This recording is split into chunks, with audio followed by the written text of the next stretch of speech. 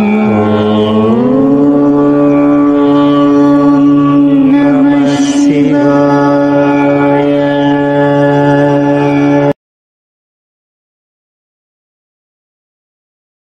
గురుభ్యో నమః. శ్రీమాత్రే నమః. ఈరోజు ఈ వీడియో అయితే తల్లిదండ్రుల కోసము చాలా విశేషమైన వీడియో. మనం చెప్పుకోవచ్చు, చాలా మంది తమ పిల్లలకు వివాహం జరగడం లేదని బాధపడుతూ చింతిస్తూ ఉంటున్నారు. తమ పిల్లల వివాహంలో వస్తున్న ఆలస్యాన్ని తలుచుకుని చాలా మంది బాధపడుతూ ఉన్నారు. చాలా మందికి అయితే సంబంధాలు దగ్గరగా వచ్చి చెడిపోతున్నాయి.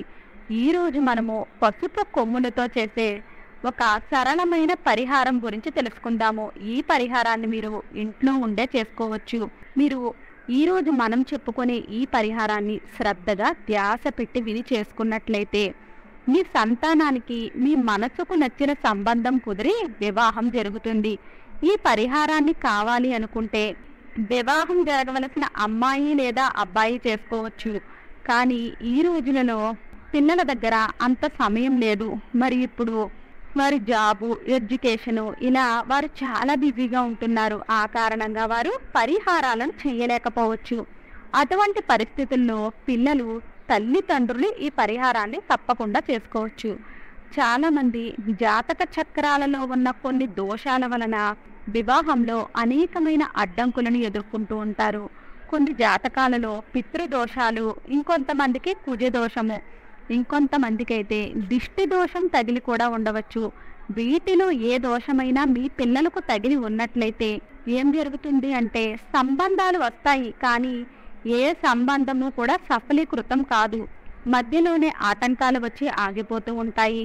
ఒకవేళ సంబంధం కుదిరిపోయినప్పటికీ కూడా చివరికి మళ్ళీ ఏదో ఒక ఆటంకం వచ్చి మళ్ళీ ఆ సంబంధాలు తెగిపోతూ ఉంటాయి. సంబంధాలు చూసి చూసి వయసు దాటిపోతూ ఉంటుంది. మీ స్థాయికి తగ్గ వివాహము మీకు దొరకక ఇక్కడ అమ్మాయి లేదా అబ్బాయికి వివాహ వయసు పెరిగిపోతూ ఉంటుంది. సంబంధాలను చూసుకోవడానికి వస్తూ ఉంటారు, వెళ్ళిపోతూ ఉంటారు. ఈ సమస్యలు అన్నింటినీ కూడా మీరు ఎదుర్కొంటూ ఉన్నట్లయితే చింతించవలసిన అవసరం అయితే ఏమీ లేదు. ఈరోజు మనం చెప్పుకునే పరిహారాన్ని మీరు మంచిగా చూసి అర్థం చేసుకోండి. ఈ పరిహారం చేసుకోవడానికి మీకు కావాలి, ఈ పరిహారాన్ని మీరు మీ కుమార్తె కోసం చేస్తూ ఉన్నట్లయితే మీరు గురువారం రోజున ఉదయాన్నే ఈ పరిహారాన్ని చేసుకోవాలి. అమ్మాయి వివాహం కావలసిన అమ్మాయి ఈ పరిహారం చేస్తున్నా కూడా గురువారం ఉదయాన్నే చేసుకోవాలి. లేదా అమ్మాయి తల్లిదండ్రులు చేస్తున్నా కూడా గురువారం ఉదయాన్నే చేసుకోవాలి. మీరు ఈ పరిహారాన్ని మీ అబ్బాయి కోసం చేస్తూ ఉన్నప్పుడు శుక్రవారం ఉదయాన్నే పరిహారం చేసుకోవాలి. ఈ పరిహారాన్ని చేసుకోవడం కోసము అసలు మీకు ఏ వస్తువులు మీ దగ్గర ఉండాలి అంటే, అబ్బాయి కోసం చేస్తూ ఉన్నట్లయితే మీకు తెలుపు రంగు వస్త్రం కావాలి. అదే మీరు అమ్మాయి కోసం చేస్తూ ఉన్నట్లయితే మీకు పసుపు రంగు వస్త్రం కావాలి. దానితో పాటు మీకు పసుపు కొమ్ములు కావాలి, ఒక రెడ్ కలర్ మార్కర్ కావాలి, ఒక ఊలు దారాన్ని కూడా మీరు తీసుకోండి. ఈ పరిహారాన్ని చేసుకోవడం కోసము అమ్మాయి అయితే గురువారము, అబ్బాయి అయితే శుక్రవారము. వారి కోసం ఎవరైనా చేస్తున్నప్పటికీ కూడా అమ్మాయిల కోసం చేస్తున్న వారు గురువారం ఉదయాన్నే నిద్రలేవాలి. అబ్బాయిల కోసం చేస్తున్నట్లయితే శుక్రవారం ఉదయాన్నే లేచి వారి నిత్య కార్యక్రమాలను పూర్తి చేసుకున్న తర్వాత స్నానం చేసి ఉతికిన వస్త్రాలను ధరించాలి. ఇప్పుడు మనం ఏవైతే వస్తువులను చెప్పుకున్నామో ఆ వస్తువులను అన్నింటినీ కూడా తీసుకుని మీరు మీ పూజా మందిరంలోనికి వెళ్ళండి. కొద్దిగా గంగాజలాన్ని తీసుకుని మీ దగ్గర ఏవైతే వస్తువులు ఉన్నాయో ఈ పూజకు సంబంధించినవి వాటన్నింటి మీద కూడా ఆ గంగాజలాన్ని చల్లండి. మీ తలపైన కూడా కొద్దిగా గంగాజలాన్ని చల్లుకోండి. ఒకవేళ మీ ఇంట్లో గంగాజలం లేకపోయినట్లయితే మామూలు శుద్ధమైన జలాన్నైనా సరే ఫ్రెష్గా అప్పుడే పట్టుకున్న నీటిని తీసుకుని మీరు వాడుకోవచ్చు. ఆ తర్వాత మీ పూజా మందిరంలోనే ఒక నెయ్యి దీపాన్ని వెలిగించుకోండి. ఆ తర్వాత ముందుగా గణేశుణ్ణి ప్రార్థించండి. ఆ తర్వాత కులదేవతను ప్రార్థించండి. మీకు ఏ దేవీ దేవతలపై విశ్వాసం ఉందో ఆ దేవీ దేవతలను తలుచుకోండి. మీరు ప్రార్థించండి, పరమేశ్వర, కులదైవమా, గణేశ, నేను ఈరోజు మీకు ఈ పరిహారాన్ని చేసుకుంటున్నాను. ఈ పరిహారం చేసుకున్న వెంటనే నా మనసులో ఉన్న కోరిక నెరవేరాలి. ఈ పరిహారాన్ని చేసేటప్పుడు ఎటువంటి విఘ్నాలు కానీ బాధలు కానీ కలగకూడదు. ఆ తర్వాత మీరు ప్రార్థన చేసిన తర్వాత పసుపు కొమ్ముని మీరు చేతిలోనికి తీసుకోండి. మీరు ఎరుపు రంగు మార్కర్ తీసుకున్నారు కదా, దాంతోపాటు మీరు ఎరుపు రంగు ఊరు దారాన్ని కూడా తీసుకున్నారు. మీరు పసుపు కొమ్ముని చేతిలోనికి తీసుకున్నారు. ఆ పసుపు కొమ్ము మీద ఎరుపు రంగు మార్కర్తో పితృదోషము అని రాయాలి. రెండో పసుపు కొమ్ముని మీరు తీసుకుని దాని మీద కుజ దోషము అని రాయండి. మూడో పసుపు కొమ్ముని మీరు తీసుకుని దాని మీద జాతక దోషము అని రాయండి. ఒకవేళ ఆమె జాతక చక్రంలో ఏవైనా దోషాలు ఉన్నట్లయితే ఈ విధంగా మీరు రాసినట్లయితే జాతక చక్రంలో ఉన్న దోషాలు అన్నీ కూడా తొలగిపోతాయి. నాలుగో పసుపు కొమ్ముని మీరు తీసుకుని దాని మీద రాయండి దిష్టి దోషాలు. ఇలా రాయడం వలన వారికి ఏవైనా దిష్టి దోషాలు తగిలినా అవన్నీ కూడా ఈ పసుపు కొమ్ము మీద రాయడం వలన నరదృష్టి అంతా కూడా తొలగిపోతుంది. ఐదో పసుపు కొమ్ముని మీరు తీసుకుని దాని మీద రాయండి మిగిలిన దోషాలు అని.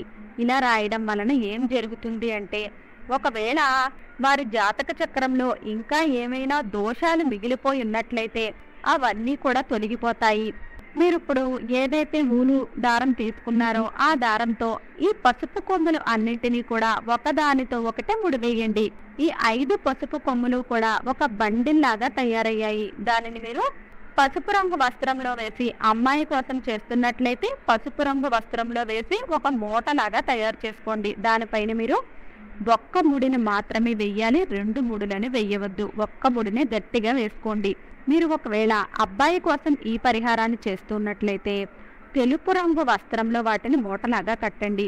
మీరు అబ్బాయి కోసం చేస్తున్నా అమ్మాయి కోసం చేస్తున్నా వారు ఇంట్లోనే ఉంటే మీరు ఈ మూటను వాళ్ళ దగ్గరకు తీసుకుని వెళ్ళి వారి నుదురు భాగానికి మూటను టచ్ చేయండి. ఒకవేళ మీ పిల్లలు ఇంట్లో లేకపోయినట్లయితే మీ పిల్లల ఫోటోలు అయితే ఉంటాయి కదా, ఆ ఫోటోకి నుదురు భాగానికి ఈ మూటను ఒకసారి టచ్ చేయండి. ఆ తర్వాత మీరు ఈ మూటను తీసుకుని వెళ్ళి మీ ఇష్టదైవం ఎవరైతే ఉన్నారో ఆ ఇష్టదైవము ఫోటో వెనకాల ఈ మూటను ఉంచేయండి. ఈ మూటను మీరు చూడవద్దు, తాకవద్దు. మళ్ళీ ఆ పరమేశ్వరుని ప్రార్థించండి. నేను ఇప్పుడు ఏదైతే పరిహారాన్ని చేసుకున్నానో ఈ పరిహారాన్ని చాలా శ్రద్ధ విశ్వాసంతో చేశాను, మనసుతో చేశాను. నాకు నమ్మకం ఉంది నేను ఈ పరిహారాన్ని చేసినందుకు నా పిల్లల జాతకంలో ఏవైతే దోషాలు ఉన్నాయో అవన్నీ కూడా నివారణ అవుతాయి. పితృదోషాలు ఉన్నా, కుజదోషం ఉన్నా, దిష్టి దోషాలు ఉన్నా, ఇంకా ఎటువంటి దోషాలు ఉన్నప్పటికీ కూడా ఆ దోషాలు అన్నీ కూడా తొలగిపోతాయి. ఈ పరిహారం చేయడం వల్ల ఈ దోషాలు అన్నీ తొలగిపోతాయి అనే విశ్వాసం నాకు ఉంది. మీ పిల్లలకి త్వరగా వివాహం జరగాలి అని ప్రార్థన చేయండి. హే భగవంతుడా, మా బిడ్డల వివాహంలో చాలా ఆటంకములు వస్తున్నాయి, వివాహం ఆలస్యమైపోతుంది. మీరు చేసే చమత్కారం వలన మా పిల్లల వివాహము మంచి సంబంధం కుదిరి వారికి వివాహం జరగాలి.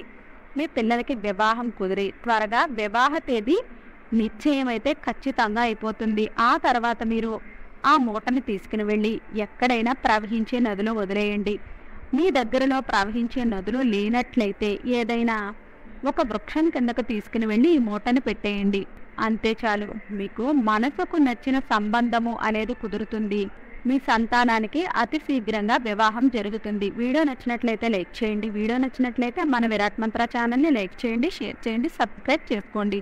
వీడియో నచ్చినట్లయితే కామెంట్ బాక్స్లో జై శ్రీరాములు తప్పక కామెంట్ చేయండి.